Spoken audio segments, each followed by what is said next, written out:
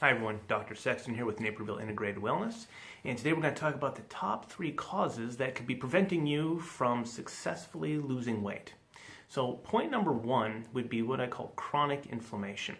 And it turns out, you may have seen an earlier picture here of Molly. She's my little Boston Terrier, my little buddy, and she was getting a little chunky and she was starting to put some weight on. And so I went and had some blood tests done, had the vet run some labs on her. Everything looked pretty good, but it turns out that the food I was feeding her had some products in there that were actually contributing to inflammation, okay, in her body.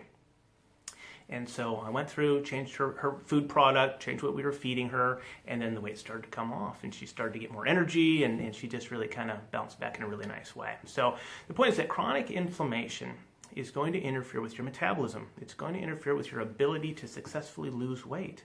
And one of the primary causes of this is going to be your diet and the kind of foods you're eating. And a lot of these foods could be very healthy foods, but for you, if they're triggering inflammation, triggering the immune system in the body, it's really going to interfere with your weight loss goals. Okay, so that's number 1. Number 2, we'd be looking at diabesity. Diabesity is a condition where we're looking at the balance of how your body is dealing with your insulin levels and your blood sugar. The problem really starts with insulin issues, and insulin is not something that's typically screened for or tested unless you're diabetic.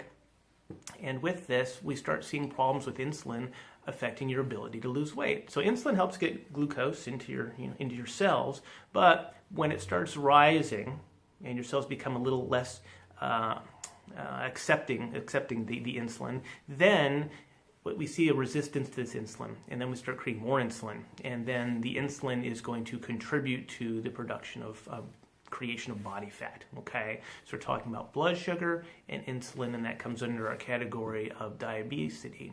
So the third would be thyroid. Now, thyroid's kind of it's a big subject, but one of the main things we want to do is make sure that you have appropriate levels of the thyroid hormone and making sure that it's working effectively. There's different variables that can affect how your thyroid is going to work in addition to just what your thyroid levels are of the hormone.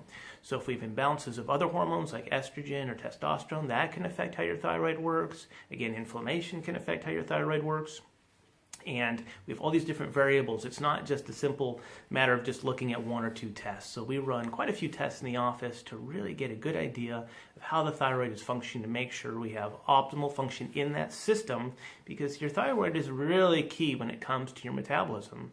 So our top 3 would be chronic inflammation, diabetes, going back to blood sugar and insulin, and number 3 would be thyroid. But looking at all of these from a functional medicine perspective, looking at what the ideals are, not just looking at it from a disease state, the extremes of imbalance. Okay, we want to find these things early to help optimize your health.